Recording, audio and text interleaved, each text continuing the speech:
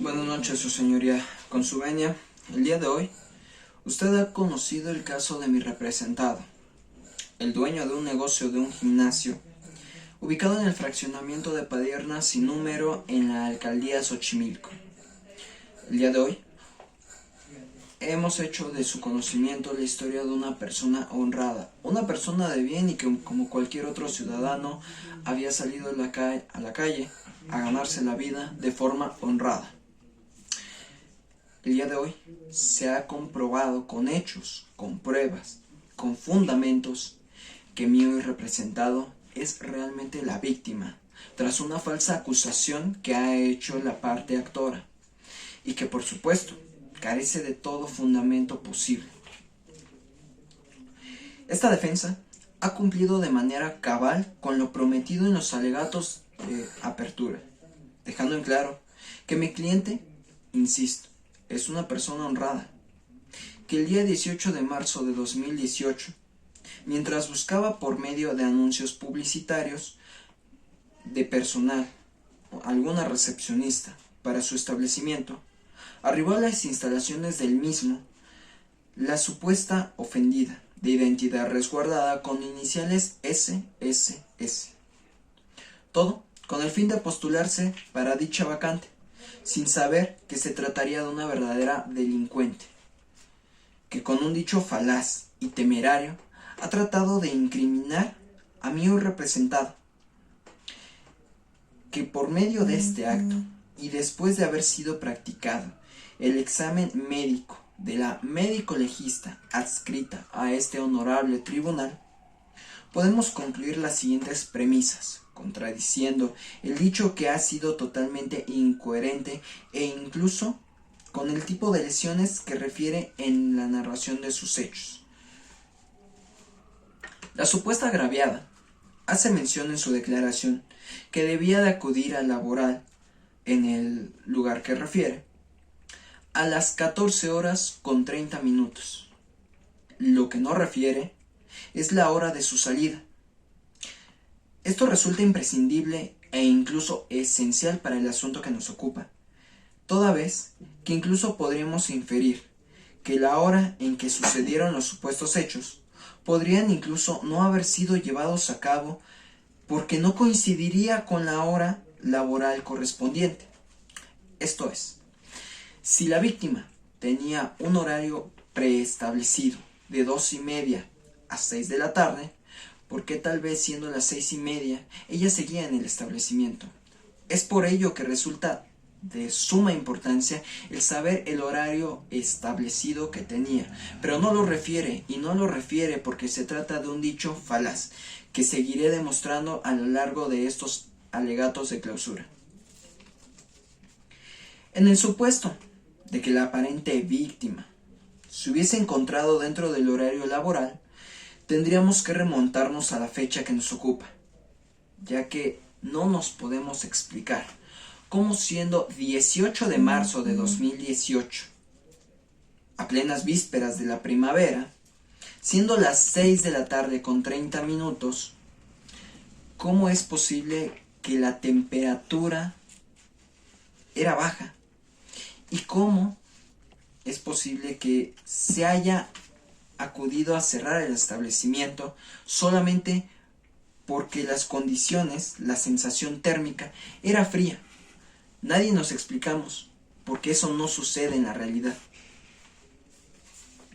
Uno de los dichos que la supuesta agraviada que más llama la atención es cuando menciona que el señor JJJ le dice: Silvia, ven para acá. Y refiere la misma que al negarse a dicho hecho, la toma de las muñecas, la jala con tremenda fuerza y la arroja al colchón que refiere, mismo que utilizaban para hacer aeróbics. Lo que presupone, al menos por dicha acción, un amoratamiento en las mismas. Y posterior a ello, quedaría presente el dolor en dicha zona, toda vez que refiere que la arrojó al colchón con suma fuerza. Tras el examen que practica la médico legista en el apartado de integridad física,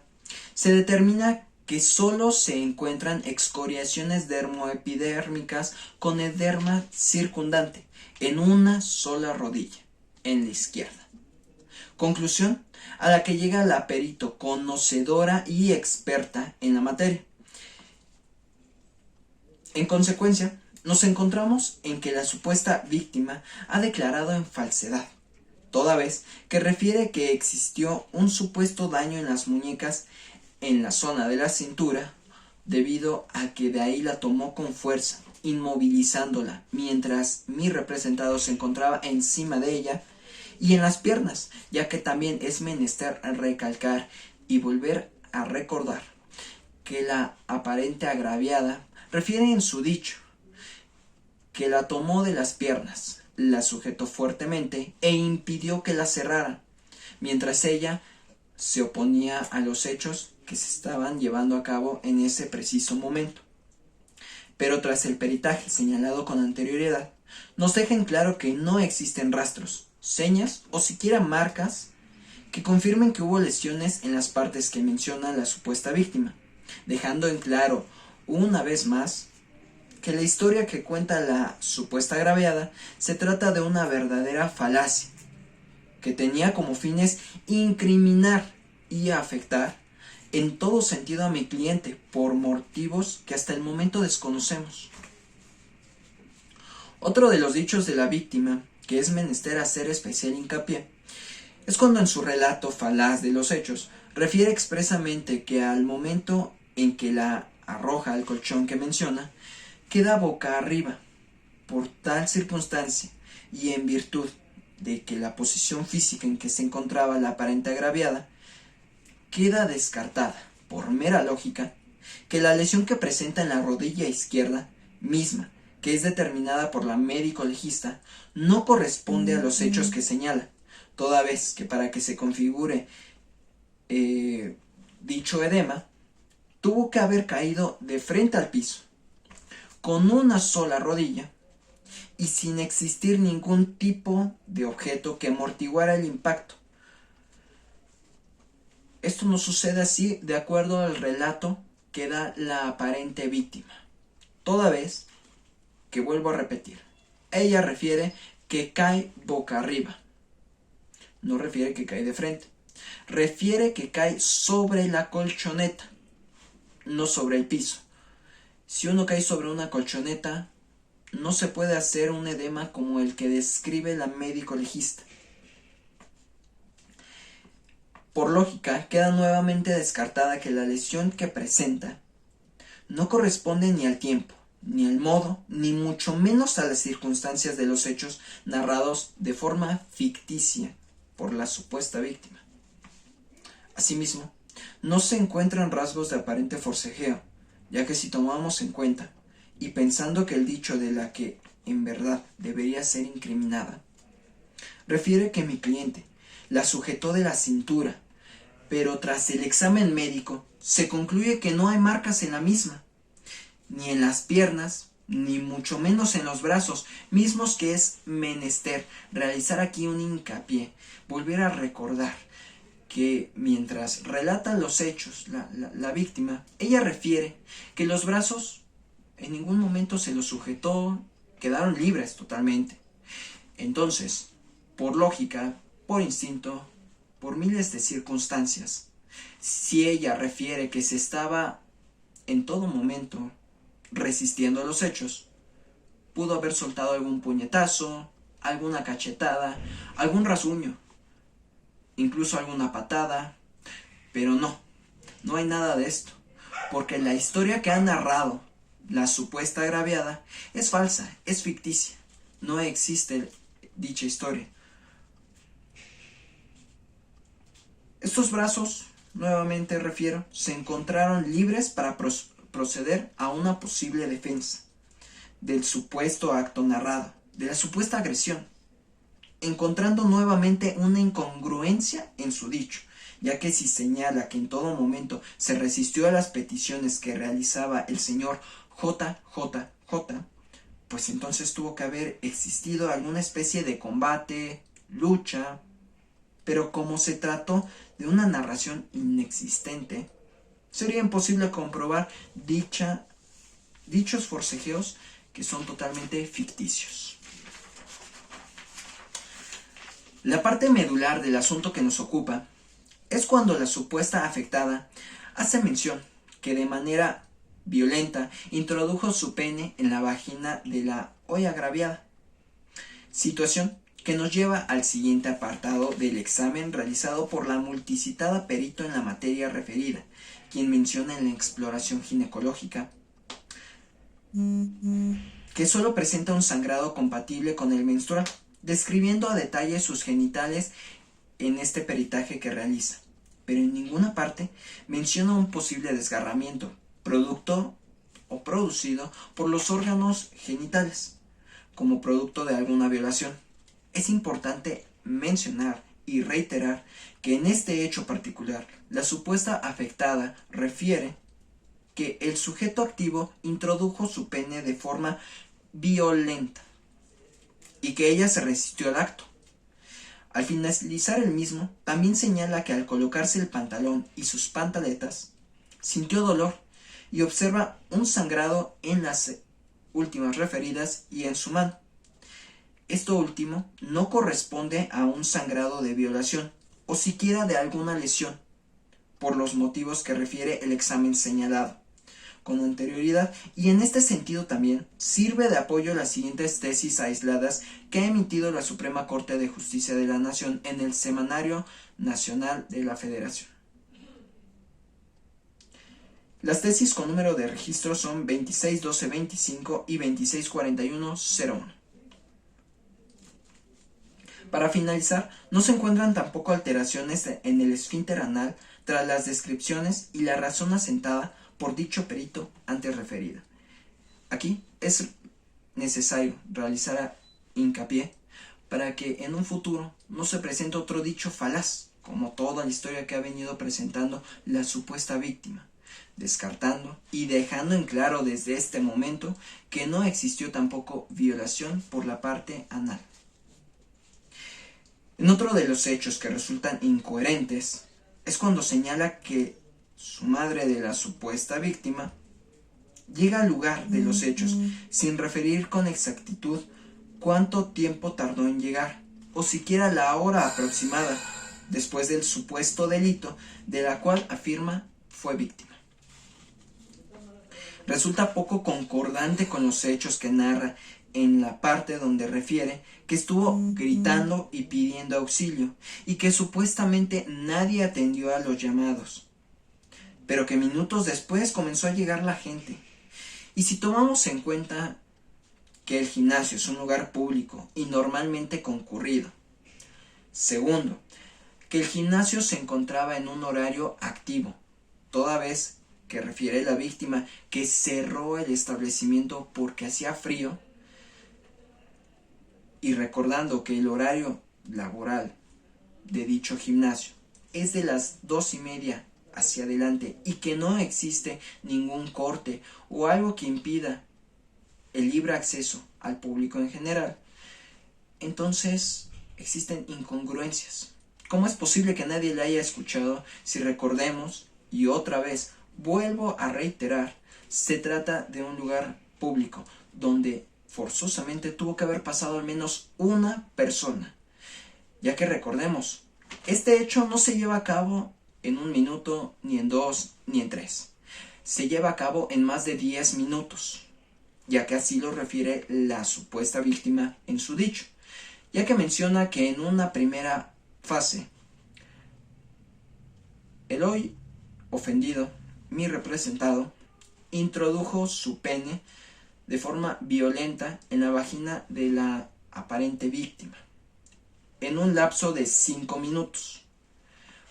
Posteriormente en su dicho relata que retira el pene y que le dijo que se excitara. Tras supuestamente haberse negado a dicha petición, mi hoy representado comenta la agravada que vuelve a introducir su pene, mi representado, en la vagina de esta, otro lapso de 5 a 10 minutos. Por ende, nuevamente, insisto, pasó un lapso al menos mínimo de 10 minutos. Es imposible que ninguna persona haya pasado cerca del lugar, y más si refiere que estaba gritando, pidiendo auxilio de forma desesperada. Insisto, debió de haber pasado al menos alguna persona que haya escuchado esto. Pero no pasó ninguna persona, así como tampoco pasó este hecho del cual se le está incriminando el día de hoy a mi representado.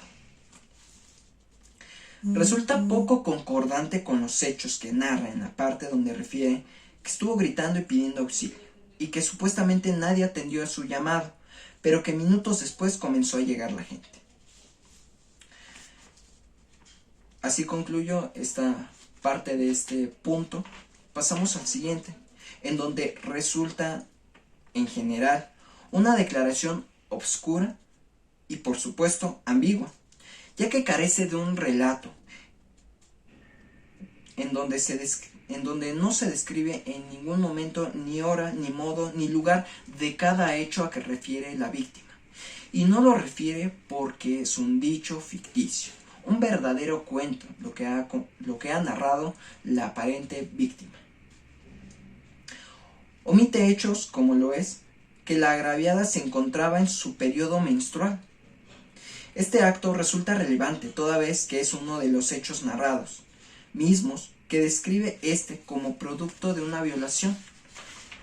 tratando de inducir al error y haciendo creer que ella ignoraba que se trataba de un líquido hemático compatible con el sangrado menstrual, al momento en que ella señala que al momento de pararse, ponerse las pantaletas y ponerse el pantalón, recordemos que ella señala que sintió que sintió un dolor en dicha zona genital y que aparte notó un sangrado tanto en la pantaleta como en la mano. Insisto, tratando de inducir al error y haciéndonos creer a todos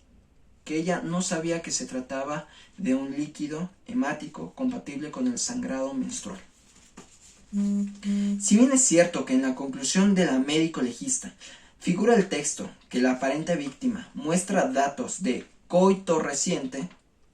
también es cierto que para la configuración del hecho delictuoso que se le atribuye a mi hoy representado,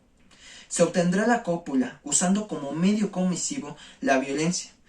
ya sea física o moral, mismos que de acuerdo al examen realizado por la médico legista no presentó ninguno de estos rasgos, y la única lesión que figura no corresponde por la naturaleza descrita con anterioridad de los hechos. Insisto, esta lesión que muestra es el edema circundante en la rodilla izquierda, mismo que una vez más, insisto y reitero, no coincide con la forma en cómo se dieron los hechos, toda vez que la víctima en ningún momento cayó de frente, cae boca abajo. Refiere la multicitada y supuesta agraviada en su dicho que el señor de iniciales JJJ le hizo mención que si no hacía lo que él le pedía, le iba a ir mal a su familia. En este dicho, que también llama la atención por la gravedad de la acusación, en donde se infieren amenazas ya no solamente hacia la aparente víctima, ahora también para la familia de la misma. Este hecho queda descartado bajo la presuncional, partiendo de la premisa en que hasta el momento en que refiere esto la supuesta víctima en su dicho, todo ha sido una real mentira, y se trata de una declaración oscura e irregular, ya que con el examen de la médico legista ha dejado en claro que no ha existido daño físico en las partes del cuerpo a que refiere la víctima, y que tampoco persisten ni marcas, ni signos, y mucho menos pruebas que constaten que existió un daño sexual, o siquiera que se haya tratado de alguna supuesta violación. Por ende, se induce a que si hasta el momento en que señala este hecho la supuesta víctima, la mayor parte de los hechos se tratan de una gran falacia, y teniendo en cuenta que se tuvieron que configurar al menos uno de todos los hechos agraviosos que señala la víctima, concluimos que este hecho tampoco se pudo haber llevado a cabo toda vez que no existe una cuadratura de modo, tiempo y lugar. Es cuanto, su señoría.